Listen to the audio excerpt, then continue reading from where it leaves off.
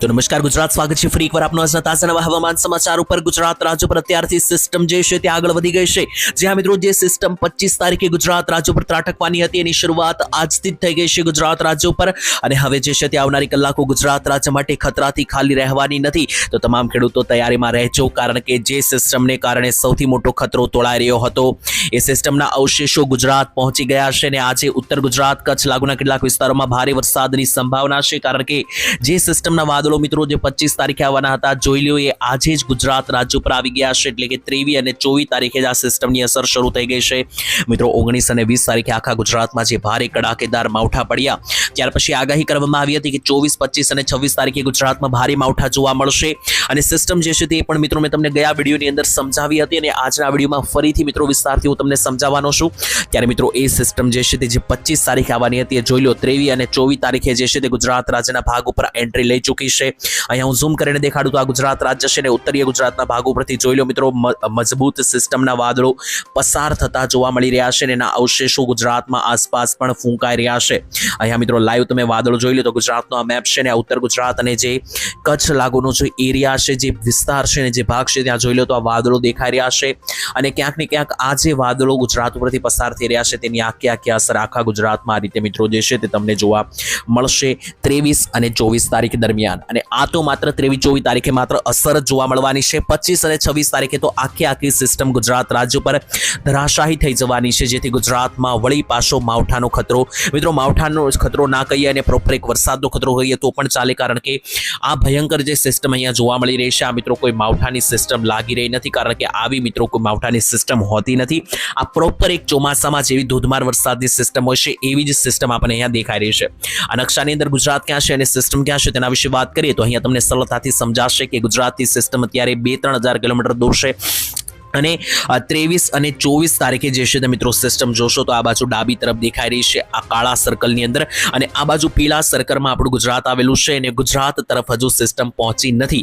ગુજરાત તરફ મિત્રો સિસ્ટમ જે છે તે 25 તારીખે પાક્કું પહોંચી જવાની છે, એટલે કે 25 તારીખ સુધીમાં આ સિસ્ટમ ગુજરાત રાજ્ય પર એન્ટ્રી લેશે અને ત્યાર પછી 25 અને 26 તારીખ ગુજરાતમાં ધમરોળશે। પરંતુ એની પહેલા 24 અને 23 તારીખ દરમિયાન મિત્રો જો તો આ સિસ્ટમ જે છે તે અત્યારે હાલ ઘણી બધી દૂર છે, પાકિસ્તાનથી પણ દૂર છે, પરંતુ આ સિસ્ટમ કારણે મિત્રો થોડી મિત્રો જો તો આ વચ્ચેના પટ્ટામાં તમને થોડી મિત્રો અહીંયા આ સિસ્ટમને કારણે અવશેષ જોવા મળી રહ્યો હશે। અહીંયા આ જો મિત્રો આખી મિત્રો સિસ્ટમ અહીંયા તમને દેખાડી તો આ બાજુ આ જમણી તરફ ગુજરાત છે ને ડાબી બાજુ આ કલર વાળો ભાગ છે સિસ્ટમ છે।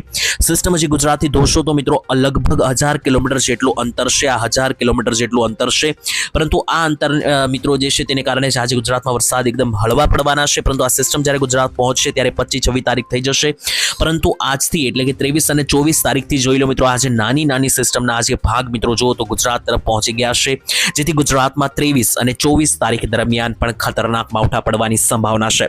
પહેલા મિત્રો જે આગાહી હતી અને ગઈકાલના વિડીયોમાં પણ મેં તમને જે આગાહી જણાવી હતી એ આગાહી એવી હતી કે ગુજરાતમાં હાલ અત્યારે કોઈ માવઠાની સંભાવના નથી, કારણ કે સિસ્ટમ ઘણી દૂર છે, પરંતુ સિસ્ટમ દૂર હોવા છતાં પણ તેની અસરો ગુજરાતમાં શરૂ થઈ ગઈ છે, જેથી હવે આજે પણ માવઠાની સંભાવના બનવાની છે। તો મિત્રો આખો પ્લાન મેં તમને સમજાવી દીધો સિસ્ટમને લઈને। ત્યાર પછી મિત્રો હવે આજના વિડીયોની અંદર હું તમને માહિતી આપવાનો છું કે માવઠા અને વરસાદ જે છે તે કયા ભાગોમાં પડશે, અને ખાસ તો આપણે વાત કરીશું કે માવઠા તો પડવાના છે તો 100% સાચી વાત છે, પરંતુ કેટલા હદના માવઠા પડશે, એટલે કે ટૂંકમાં કહેવાય માંગુ છું કે કયા ગામની અંદર કેટલો વરસાદ રહેશે। તો એક ગામના નામ સાથે માહિતી આપવામાં આવશે, કયા ગામમાં 1 થી 2 ઇંચ સુધીના વરસાદની સંભાવના છે, કયા ગામમાં મામૂલી માવઠા જોવા મળશે, અને ખાસ તારીખ સાથેની માહિતી આપીશ। 23 અને 24 તારીખે કયા ભાગોમાં હળવા વરસાદ છે, અને ત્યાર પછી 25 તારીખે કયા ભાગોની અંદર ધોધમાર વરસાદોની સંભાવના છે વીજળી સાથે। તો ચાલો મિત્રો ટાઈમ બગાડ્યા વગર હવે વિડીયોની શરૂઆત કરીને સરળતાથી જાણીએ। તો અત્યારે આખી સિસ્ટમ મેં તમને હમણાં સમજાવી અને ફરીથી એકદમ સરળ ગુજરાતી દેશી ભાષામાં ફરી એકવાર સમજાવી દઉં કે જેનાથી તમને જો ના સમજાણી હોય તો ફરીથી ખ્યાલ આવે। અને એની પહેલા જો તમે આ ચેનલને હજુ સુધી સબસ્ક્રાઇબ ના કરી હોય તો ચેનલ સબસ્ક્રાઇબ કરી લેજો, કારણ કે આ ચેનલના માધ્યમથી દરરોજ હવામાન માહિતી સૌથી પહેલા તમને મળી જશે। તો મિત્રો આ સિસ્ટમની અંદર જુઓ તો અહીંયા જે છે તે મિત્રો આ જે લીલા કલરનું મિત્રો ચોરસ મેં બનાવ્યું તે જે છે તે મિત્રો આપણું ગુજરાતનું લોકેશન છે। આ મિત્રો આપણું ગુજરાત છે અને ગુજરાતથી સિસ્ટમ કેટલી દૂર છે તો અહીંયા લાઈવ લોકેશનમાં તમે જોઈ લો આ સફેદ જે તબકતો ભાગ છે મિત્રો આખી વેસ્ટર્ન ડિસ્ટર્બન્સની ખતરનાક માવઠાની સિસ્ટમ છે, ને આ કોઈ માવઠાની સિસ્ટમ ના ગણીએ અને પ્રોપર ચોમાસાના ધોધમાર વરસાદની સિસ્ટમ ગણીએ તો પણ ચાલે। તો મિત્રો આ લાલ કલરના ભાગમાં જે છે એ મિત્રો સિસ્ટમ છે, અને લીલા કલરના ભાગમાં જે છે તે ગુજરાત છે। અને લાલ અને લીલા કલરની વચ્ચે તમે જોશો તો કેટલુંક અંતર દેખાઈ રહ્યું છે, જેને આપણે સફેદ કલરથી અહીંયા દોરીએ તો મિત્રો આ જે સફેદ કલરનું અંતર છે, આ લીલા અને લાલ કલર વચ્ચે સિસ્ટમ અને ગુજરાત વચ્ચેનું અંતર છે કે જે મિત્રો કાપવાનું બાકી છે જે સિસ્ટમનું. તો અત્યારે હાલ 23 અને 24 તારીખે જે છે તે આ સિસ્ટમ ઘણી બધી દૂર છે. અહીંયા લખી દઉં તો મિત્રો આ 23 અને 24 તારીખની વચ્ચે સિસ્ટમ હજી દૂર છે અને ધીમે ધીમે આ રીતની સિસ્ટમ આગળ વધશે અને ગુજરાત સુધી અહીંયા પહોંચવા માટે એને 2 દિવસ લાગી જશે, જેથી 25 અને 26 તારીખે સિસ્ટમ ગુજરાત તરફ પહોંચી જશે. તો આખી સિસ્ટમ મેં તમને સમજાવી દીધી કે કેટલી દૂર છે, કઈ તારીખે પહોંચી શકે અને જેવી મિત્રો આ સિસ્ટમ આ રીતની ગુજરાત ઉપર 25-26 પહોંચશે એટલે આખા ગુજરાતમાં જે છે તોફાની અતિ ભારે વરસાદની સંભાવના છે. કોઈ મામૂલી માવઠા જોવા નહીં મળે, 1 ઇંચ જેટલા પણ વરસાદ પડી જાય તો પણ નવાઈની વાત નથી. અને મિત્રો 19 અને 20 તારીખે ગુજરાતમાં જે ભારે તોફાન પવન સાથે આવ્યું હતું એવું તોફાન તો જોવા નહીં મળે, પરંતુ વરસાદ જે છે તે 100% લગભગ હવે મિત્રો પાકું થઈ ગયું છે કે ગુજરાતમાં જોવા મળવાનો છે આ તારીખો દરમિયાન. પરંતુ એ વાત થઈ ગઈ 25-26 તારીખની. પરંતુ હાલ આજની વાત કરીએ તો આજે મિત્રો જે છે તે 23 અને 24 તારીખની વાત કરીએ તો 23 તારીખે બપોર પછીથી 24 તારીખની સાંજ સુધી પણ જોઈ લો તો ઉત્તર ગુજરાત અને કચ્છ ઉપરથી 100% મિત્રો સિસ્ટમ પસાર થઈ રહી છે. તો જે સિસ્ટમ ઘણી બધી દૂર છે તેની અસર અત્યારથી ગુજરાતમાં શરૂ થઈ ગઈ છે અને એના ભાગરૂપે આજે ગુજરાતના કયા કયા ભાગમાં ભારે વરસાદ અને માવઠાની આગાહી છે તો ચાલો હવે એ જાણીએ આજના વિડીયોની અંદર. તો 23 અને 24 તારીખ આખા ગુજરાતમાં પુષ્કળ ભયંકર વાદળો જે છે તે મિત્રો આગળ વધતા જોવા મળી રહ્યા છે અને એને કારણે આખા ગુજરાતમાં વળી પાછી માવઠાની જે છે તે એક મોટી નવાજોની થાય તેવું લાગી રહ્યું છે. તો ચાલો એક પછી એક હવે જોઈએ કયા કયા ભાગમાં વરસાદની પૂરેપૂરી આગાહી છે. દક્ષિણ ગુજરાતથી શરૂ કરીએ તો સુરત લાગુના ભાગોમાં જે છે તે આજથી મિત્રો ભયંકર વાદળો આવી ગયા છે અને આજથી આવનારા 48 કલાક સુધી ભારે વરસાદ અને માવઠાની સંભાવના રહેશે, જેમાં સુરતથી માંડીને નીચે વ્યારાના વિસ્તારો, બારડોલીના વિસ્તારોથી લઈને ઉપર ભરૂચ, અંકલેશ્વર, દહેગામ, ઉમરપાડા, ડેડિયાપાડાથી લઈને મિત્રો દહેજ અને રાજપીપળાનો જે આખો પટ્ટો છે. દક્ષિણીય ગુજરાતના તમામ પંથકોની અંદર મધ્યમથી ભારે વરસાદની સંભાવના રહેશે.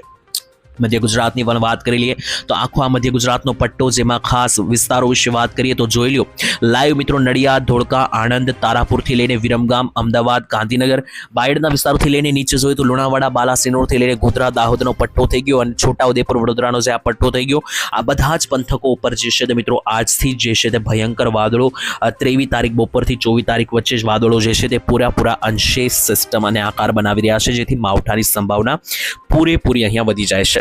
ઉત્તરીય ગુજરાતના ભાગોમાં પણ તમે જુઓ તો સિસ્ટમ જે છે તે ડાબી તરફથી આ રીતના એન્ટ્રી લેશે, જેથી ડાબી તરફના ભાગોમાં પહેલા આજે વાદળો સંભાવના રહેવાની છે અને આખા ઉત્તર ગુજરાતમાં આજે જે છે તે હળવા માવઠા પડી શકે, જેમાં મહેસાણા, પાટણ, સાબરકાંઠા, પાલનપુરનો જે પટ્ટો છે, આ બાજુ જોઈએ તો રાધનપુર, દિયોદર, વાવ, થરાદના જે વિસ્તારો છે આ ભાગોની અંદર પહેલા અસર થવાની સંભાવના છે અને ત્યાર પછી ધીમે ધીમે આગળના વિસ્તારો જેમ કે બનાસકાંઠા, આબુ અંબાજી, અરવલ્લી આ ભાગોમાં ત્યાર પછી જે છે તે મિત્રો અસર જે છે તે આવનારી કલાકોની અંદર આ પદ્ધતિને આધારે થઈ શકે.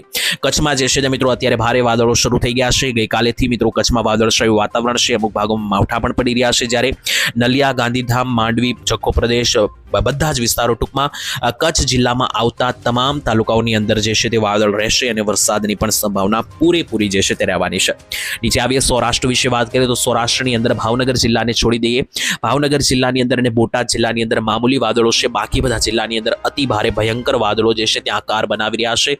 અને ખાસ તો મિત્રો અહીંયા જોવા જઈએ તો જે દરિયાકાંઠાના વિસ્તારો છે, દરિયાકાંઠાના જે જિલ્લાઓ છે અને ઉપરના ખાસ કરીને જિલ્લાઓ છે, જેમ કે નામ લઈને તમને સમજાવું તો મિત્રો ચોટીલા, સુરેન્દ્રનગર, મોરબીનો જે પટ્ટો છે, આ બાજુ જામનગર, લાલપુર, કાલાવાડ અને દ્વારકા ખંભાળિયાનો જે પટ્ટો છે, આ પટ્ટા ઉપરથી જે છે મિત્રો વાદળ પહેલા નીકળશે અને પોરબંદરના પટ્ટા ઉપરથી પણ મિત્રો પહેલા નીકળશે.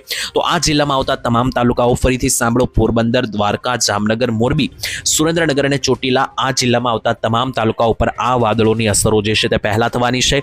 અને નીચેના પણ જે મિત્રો જિલ્લાઓ છે તેમાં પણ ઘણા બધા તાલુકાઓ કવર થશે, જેમ કે જૂનાગઢમાં સાસણગીરના જંગલો, વિસાવદર, મુલિયાસાના વિસ્તારો, માણાવદર, કેશોદ, અમરેલીમાં પણ સાવરકુંડલા, રાજુલા, લીલિયાથી લઈને ઉપર મિત્રો જોઈએ તો લાઠીના વિસ્તારો, રાજકોટ અને બોટાદનો જે પટ્ટો છે જ્યાં વિછિયા, સરદાર આવેલું છે, આ બધા પટ્ટાની અંદર પણ જે છે તે મિત્રો વાદળોની અસર આજથી શરૂ થઈ જશે.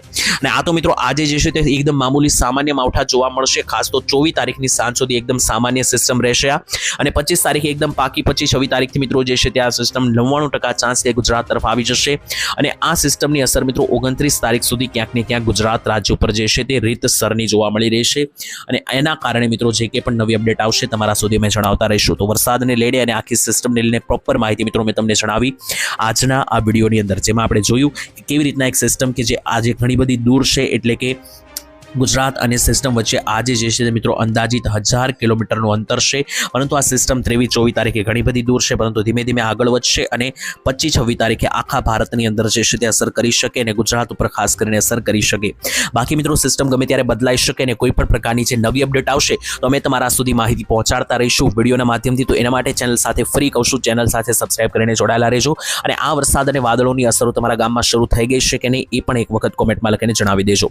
બાકી મિત્રો તમને એક પાક નુકસાન સહાય અંગે માહિતી આપવા માંગુ છું કે ગુજરાતની અંદર જે વરસાદ પડ્યો 19 અને 20 તારીખે તેને લઈને મિત્રો એક મીટિંગ બોલાવવામાં આવી છે ખેડૂતોને પાક નુકસાન સહાય આપવાને લઈને.